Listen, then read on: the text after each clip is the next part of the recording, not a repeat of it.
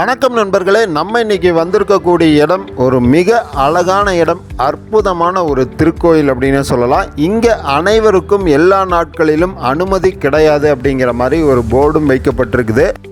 இது பஞ்சலிங்க திருக்கோயிலுக்கு செல்லும் வழிதான்.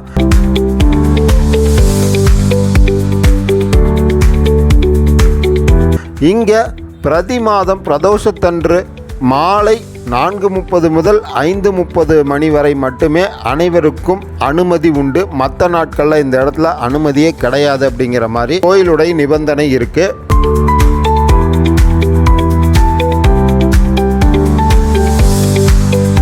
அதனால் பெரும்பாலான பக்தர்கள் இங்கே வந்தாலும் இந்த திருக்கோயிலினுடைய தரிசனம் கிடைக்காம திரும்பி போயிடுறாங்க அப்படிங்கிறது தான் உண்மை. அதனால நம்ம இன்றைக்கி இந்த எபிசோடை ஃபுல்லாக கிளியராக பார்த்தீங்க அப்படின்னா உங்களுக்கு இந்த தரிசனம் கிடைக்க வாய்ப்பு இருக்குது. சூப்பரான ஒரு நேச்சர் வீடியோ மாதிரி இருக்குது. இருப்பினும் இது ஒரு திருக்கோயில் அப்படின்னே சொல்லலாம்.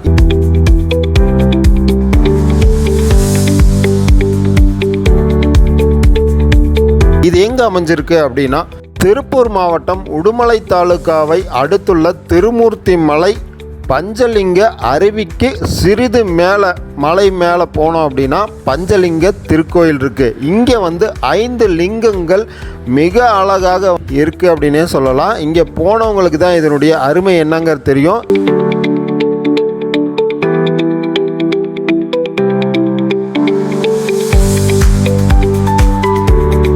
இப்போ நம்ம வந்திருக்கிறது சம்மர் சீசன், அதாவது கோடை காலத்திலேயே இந்த இடம் இவ்வளோ பசுமையாக காட்சி அளிக்குது. மழை காலங்களில் யோசனை பண்ணி பாருங்கள் இந்த இடம் எவ்வளவு தூரம் ரம்யமாக காட்சி அளிக்கும் என்பதை.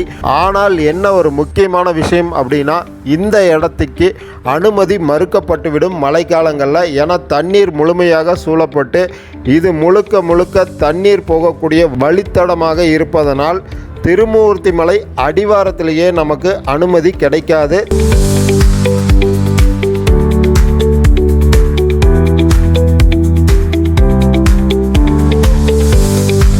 பஞ்சலிங்க நீர்வீழ்ச்சி அப்படின்னு சொல்லக்கூடியது இதுக்கு அடிப்பகுதியில் இருக்கக்கூடியது.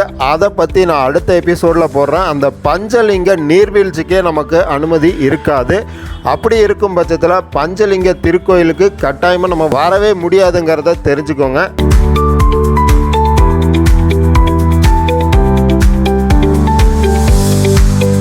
இங்கே பெரிய பெரிய மரங்கள் பாறையின் அருகிலேயும் பாறைகள் மீதும் வளர்ந்திருப்பதை நம்ம பார்க்க முடியுது.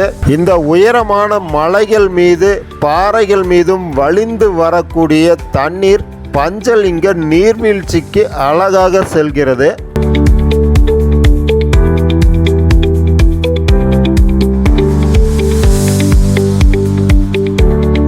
தண்ணீர் பஞ்சலிங்க அருவியிலிருந்து 3 கிலோமீட்டர் தொலைவில் அமைந்திருக்கக்கூடிய அமனலிங்கேஸ்வரர் ஆலயத்தை தொட்டு அங்கிருந்து திருமூர்த்தி அணையை சென்றடைகிறது. திருமூர்த்தி அணையிலிருந்து விவசாய பாசனத்திற்காக கால்வாய்கள் மூலம் தண்ணீர் திறந்துவிடப்படுகிறது.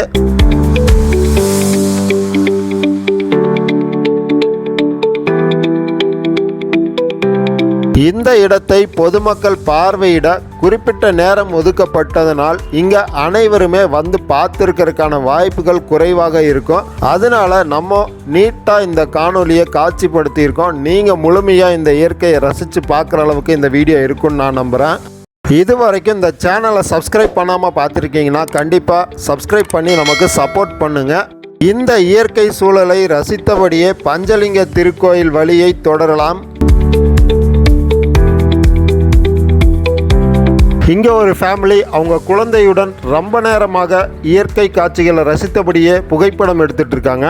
இது போன்ற ஒரு இயற்கை காட்சிகளை காணும்போது நமக்குமே ஃபோட்டோ எடுக்கணும் அப்படிங்கிற ஆர்வம் அதிகமாகத்தான் இருக்கும். பெரிய மரங்களின் விழுதுகள் பாறையுடன் ஒன்றிணைந்து பின்னி பிணைந்து மேலுயர்ந்துள்ளதை நாம் பார்க்க முடியுது.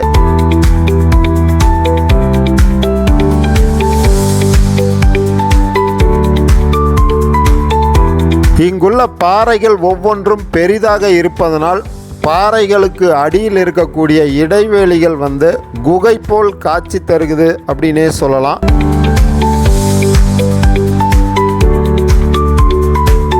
அமனலிங்கேஸ்வரர் ஆலயத்திலிருந்து 900 மீட்டர் உயரத்தில் அமைந்திருக்கக்கூடியது பஞ்சலிங்க திருக்கோயில். தற்போது நாம் 850 மீட்டர் மேலே பயணித்து வந்திருக்கிறோம். இன்னும் 50 மீட்டர் தொலைவில் நாம் பஞ்சலிங்க திருக்கோயிலை அடைந்து விடலாம்.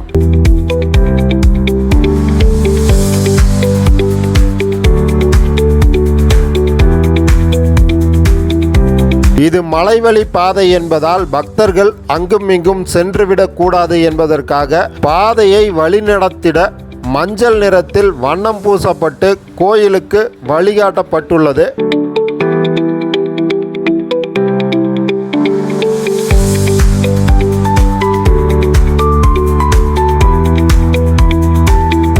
வல்லவனுக்கும் தட்டும் வழுக்குப்பாறை என்ற பழமொழியை நாம் அறிந்திருப்போம். பெரும்பாலும் பாறைகள் மீது எப்பேற்பட்ட சாமர்த்தியமான ஆட்கள் நடந்து செல்லும் போது வழுக்கிட வாய்ப்புகள் அதிகமாக இருக்கும் என்பதால் இது போன்ற பாறைகளை செதுக்கி படிகளைப் போல் அமைத்துள்ளனர்.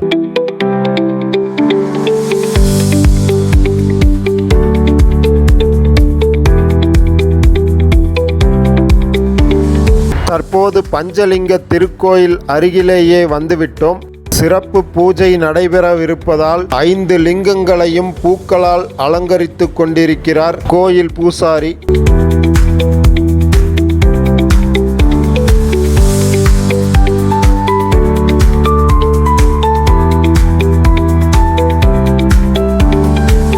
மேற்கு தொடர்ச்சி மலையின் அடர்ந்த வனத்தின் நடுவே அமைந்துள்ள இந்த பஞ்சலிங்க ஆலயத்தின் அருகே நாம் வருகையிலே நமக்கு ஒரு விதமான மன அமைதி கிடைக்கிறது.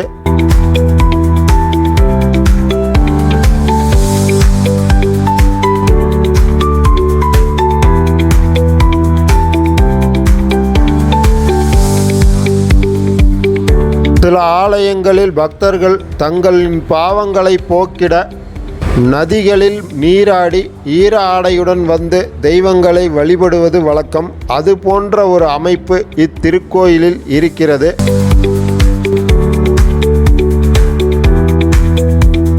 பஞ்சலிங்க திருக்கோயிலுக்கு அருவியில் பக்தர்கள் குளித்து வழிபடுவதற்கு ஏதுவாக படிகள் அமைக்கப்பட்டுள்ளது.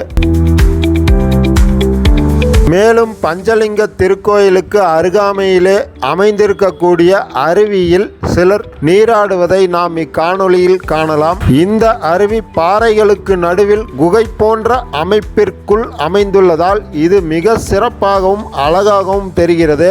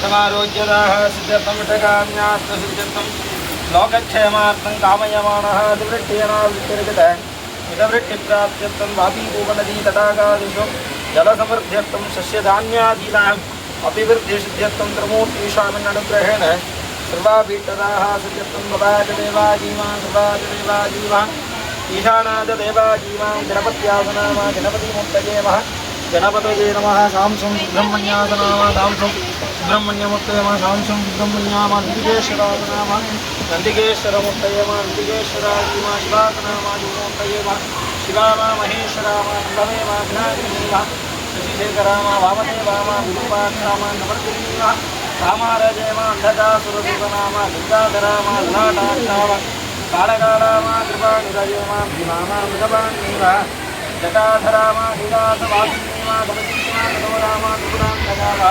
ब्रह्मविष्णुरुद्रजोमुखी सदाशिवस्वरूपाय नमः नामात्मनं समर्पयामः